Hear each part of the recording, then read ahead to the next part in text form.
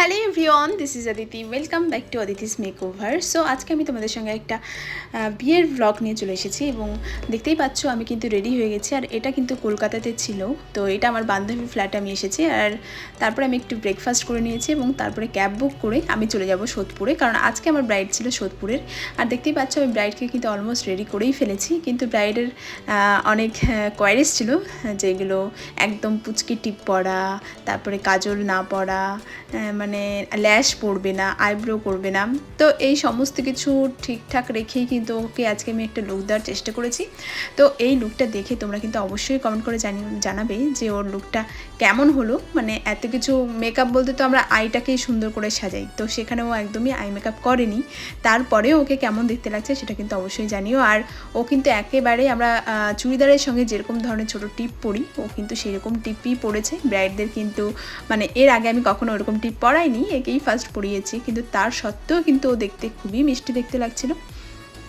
তোমরা তো দেখতেই পারবে আর দেখে কিন্তু অবশ্যই জানাবে যে ওর লুকটা কেমন হলো। তো এই ছিল ওর লুকটা। তো ওর লুকটা ওকে কেমন দেখতে লাগছে এরকম সিম্পল সেজে, সেটা কিন্তু কমেন্ট করে অবশ্যই জানিও, তোমাদের কমেন্টের অপেক্ষায় থাকবো। সো তারপরে আমি সাজিয়ে কিন্তু আবার ক্যাব বুক করে নিয়েছি এবং তারপর আবার আমি আমার রুমে চলে যাব।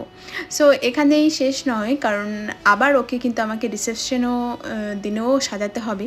সো আমি করলাম, এখান থেকে চলে গেলাম রুমে এবং তারপরের দিনই কিন্তু আমার ট্রেন ছিল এবং ট্রেনে করে আবার আমাকে চলে যেতে হয়েছিল বাড়িতে, কারণ ওর শ্বশুর বাড়িটা ছিল আমাদের বাড়িতে, মানে মালদার কাছেই। সো যাই হোক, আমি রুমে চলে এসেছি এবং এখানে রেস্ট করে পরের দিন আবার আমাকে কিন্তু বেরোতে হবে বাড়ি যাওয়ার ট্রেন ধরে।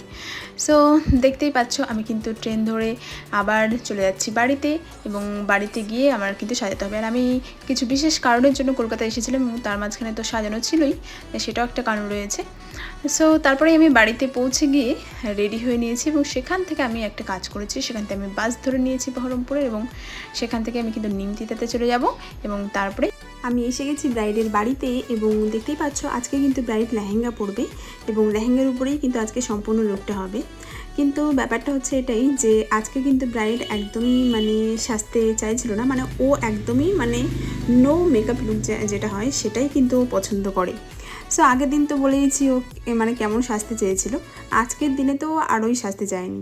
তো আমার কথাটা হচ্ছে এটাই, যদি তুমি নাই সাজতে চাও তাহলে তোমাকে মেকআপ আর্টিস্ট বুক করাটা ফার্স্ট অফ অল ঠিক হয়নি, কারণ তুমি কিছুই সাজছো না। আর আমাদেরও কিন্তু একটা লুকের ব্যাপার রয়েছে, যেমন আমাদেরকেও কিন্তু পোস্ট করতে হয়। তো আমরা যদি সাজাতে না পারি, লুকটা ভালো না হয়, সেই ক্ষেত্রে কিন্তু আমাদেরও সাজানোটা সার্থক হয় না।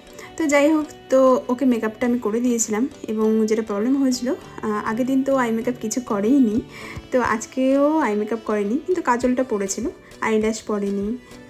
সো আর হচ্ছে যেটা প্রবলেম, যে আইব্রোটা করতে চাইনি। আর যারা যারা মেকআপ আর্টিস্ট রয়েছো তারা কিন্তু জানো যে আইব্রোটা কতটা বেশি ইম্পর্টেন্ট।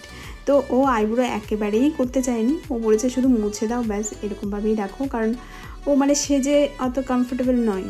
তো যাই হোক, তো ওর কথা মতোই কিন্তু আমি ওর মেকআপটা ডান করেছি। সো কেমন লুকটা হচ্ছে সেটা তোমরা দেখো। তো এইরকম হয়েছিল ওর লুকটা, আর প্রচণ্ড গরম ছিল, ওয়াটারপ্রুফ মেকআপ দিয়েছি, তবুও ঘামটা তো উঠেই থাকে।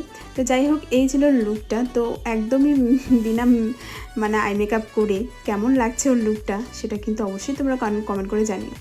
তো যাই হোক, ও কিন্তু তাও মিষ্টি দেখতে লাগছিলো, কারণ ও নিজে খুব মিষ্টি দেখতে ছিল। তো এই ছিল আমার আজকে ব্রাইডের দিন। মানে প্রত্যেকবারই কিছু না কিছু নতুন নতুন এক্সপিরিয়েন্স হয়, তো এবারে ব্রাইডের সঙ্গে আমার এইটা এক্সপিরিয়েন্স হলো।